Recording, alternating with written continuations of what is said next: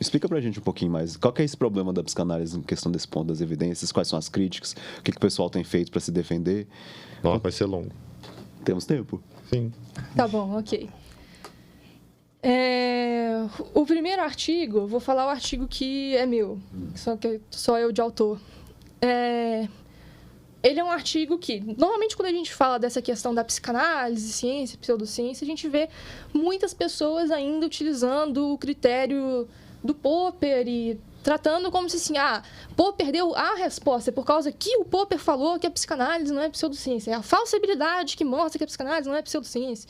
E aí fica sempre nesse repetição de um lado e também de outro, assim, o Popper também está ultrapassado, o critério do Popper é isso e aquilo, e aí não sai. Contextualiza para o pessoal rapidinho, Ferreira, desculpa te interromper. O que o Popper falava no final das contas? O Popper, ele foi um filósofo da ciência que propôs uma teoria que tentava demarcar o que era ciência e o que era pseudociência durante o século XX. Ele tinha o critério da falsibilidade, em que ele dizia que, para que uma determinada hipótese, uma determinada teoria ela fosse científica, ela precisaria ser falseável, ou seja, a gente precisaria ser capazes de criar um determinado cenário em que ela pudesse ser testada e que ela pudesse, por exemplo, caso ela fosse falsa, ter um resultado ali negativo, poder não ser corroborada. E aí, se não fosse falseável, isso seria um problema. E aí ele colocava que esse era um problema da psicanálise. A psicanálise ela não pode ser falseada e ela é uma pseudociência. Houve muita coisa desde Popper, acho que não vale a pena entrar nisso agora, porque ia ser assim, já vai ser longo falar dos artigos, ia ser um podcast inteiro só disso, ia ser uma viagem, assim, para falar de tudo, então eu vou pular essa parte, assim. Eu peguei, já tem muita coisa que aconteceu desde então, e tem uma proposta mais contemporânea de demarcação, que é uma proposta de demarcação no sentido ampliado, que considera que não são apenas as ciências naturais, biologia, física, química, que são capazes de produzir ciência, e também vai além da ideia de que a gente tem um único critério de demarcação, igual a falsibilidade, uma coisa só. Ele também traz a proposta de a gente ter listas de multicritérios, ou seja, vários pontos em que a pseudociência pode falhar e que podem te ajudar a identificar sinais delas, que podem se manifestar de forma diferente para diferentes doutrinas pseudocientíficas. Buracos na armadura, assim, sabe? Que você consegue atacar por eles. Não entendi muito bem a ideia da armadura, mas... Gente, vocês não conhecem a metáfora buracos na armadura, não? Conheço, mas não entendi com relação a isso. A pseudociência tem a armadura inteira que ela se protege, e por esses buracos a gente pode criticar ela, entendeu? Então seriam mais ou menos esses buracos. Faz sentido. Não convido a metáfora, mas faz sentido, sim. Ou marcas que ela deixa, né? Isso. Acho que é mais isso, sinais de pseudociência. Isso. E aí eu peguei essa lista e eu discuti o quanto aquilo se aplicava à psicanálise. E aí acabou que a psicanálise se aplicava em todos os critérios. Você não falou certo. Dos 7 critérios, ela cai em quanto? Dos 7, aí eu acrescentei 1. Aí virou 8. Então, dos 8 critérios, ela cai em 8. Então, dos 7 critérios, ela cai em 8. Isso. Dos 7 critérios, a psicanálise cai em 8 Muito deles. Porque é o obscurantismo, né? Você adicionou o obscurantismo. Eu adicionei o obscurantismo. Ok. Eu acho que foi o Reação não deu a sacada de colocar o obscurantismo, porque tem tudo a ver, né? Mas aí foi essa publicação, discorri sobre um por um desses critérios. Posteriormente, a gente recebeu uma resposta, né, de um psicanalista. Você quer complementar essa parte da resposta, a nossa tréplica? Posso complementar. Mas só acho que é interessante explicar, porque explicou a história, mas não falou por que a psicanálise é pseudociência, no final das contas, a partir dessa nova avaliação. São esses 8 critérios, né? Tá. São muitos, né? Mas fala do que tá bom. é para lembrar.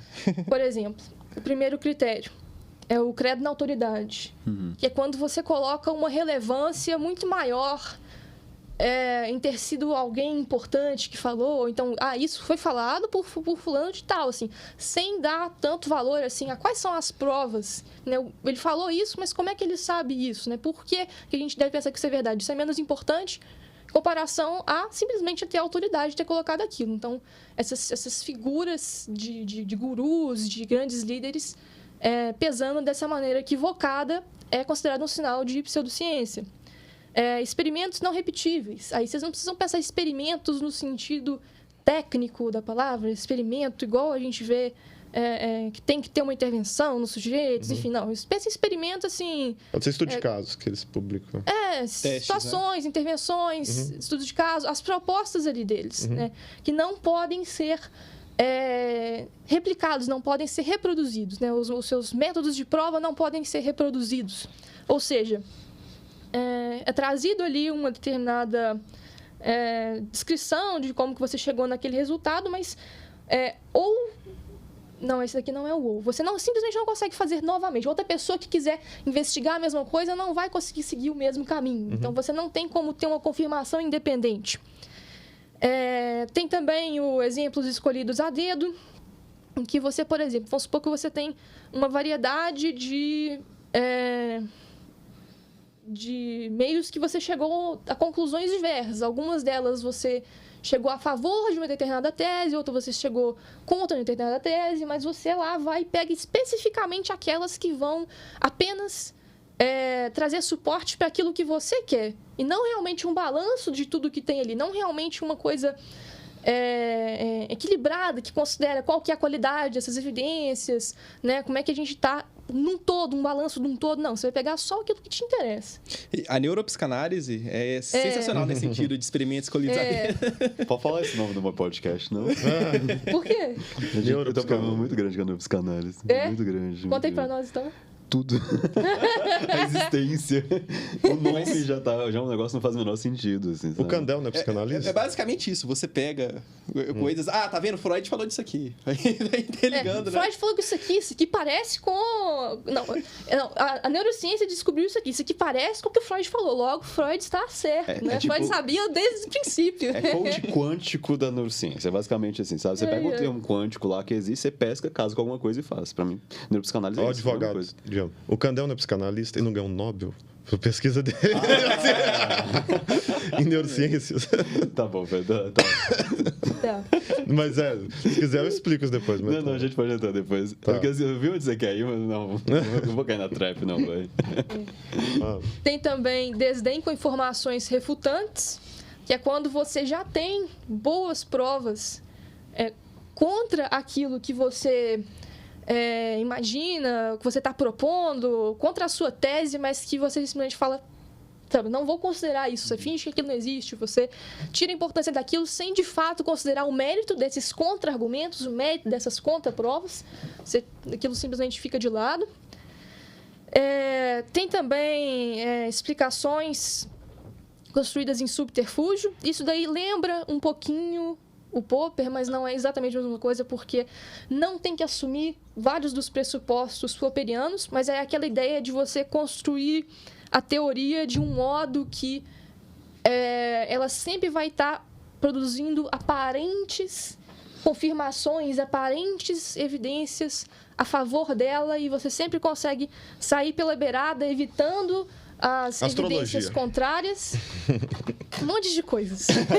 É um bom exemplo mais fácil, né? Mais comum. Astrologia, por exemplo, é conhecido por fazer isso. Deixa eu ver se está faltando algum além do obscurantismo prévio na autoridade. Experimentos não repetíveis. Escolhidas a dedo. Desenho, informações refutantes. Está faltando mais algum. Tá tudo bem. Mas foram vários critérios. O obscurantismo, ele é quando você... Ele é um estilo de comunicação. Que ele pode tanto ser mais obscurantismo explícito, quanto um obscurantismo mais arteiro, assim, por exemplo. Um obscurantismo mais explícito é aquele autor que você lê ele assim, você fala, meu Deus do céu, ou esse cara é um gênio, e aí eu sou burro, né, não consigo entender nada do que ele está falando, ou ele simplesmente não está falando nada com nada. E tem muita gente, né, que pega esses autores e fica se sentindo mal consigo mesmo porque não consegue entender nada do que está escrito, mas na verdade não é culpa da pessoa, né? É o autor que é o problema, muitas vezes, né? Que a topologia do Lacan? Lacan, pelo amor de Deus, assim, se escreve propositalmente para não ser entendido. A gente precisa isso nas aulas, né?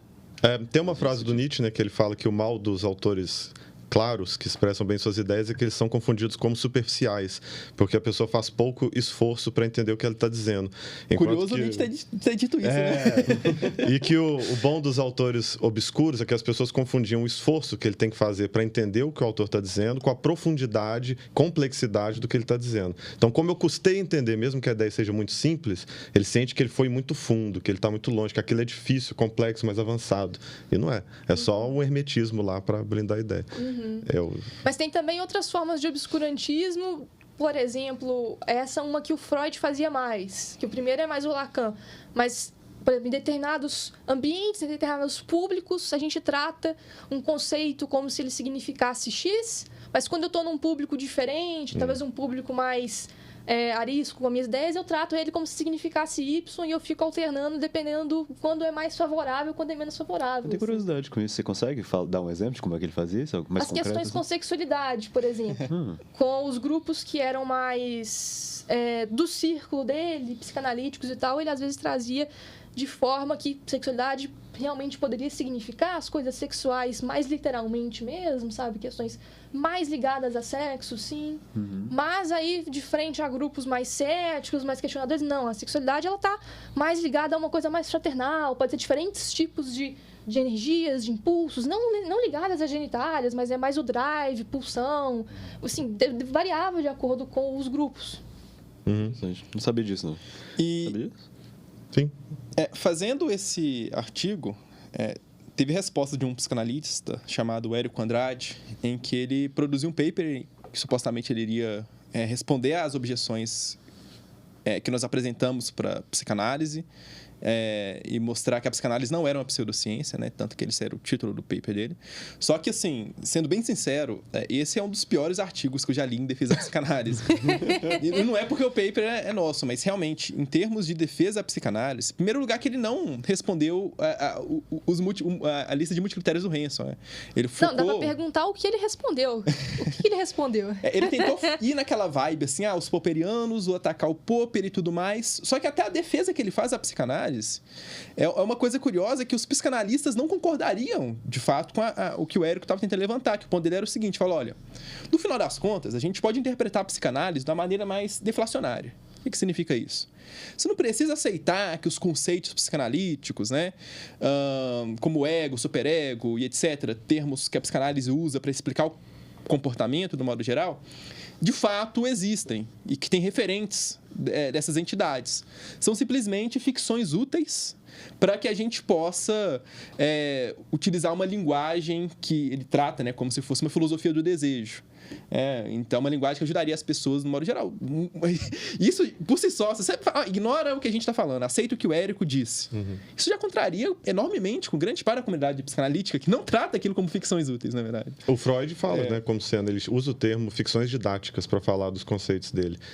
Tem um verbete psicanálise que ele vai e fala disso, né? Ele fala que ele está usando ficções didáticas, que ele não acredita que exista de fato a pulsão e alguma outra coisa ali, e que aquilo serve para poder ajudar a entender a psique humana. São ficções conceituais que colaboram para a clínica. Ele fala assim. Mas os outros psicanalistas não.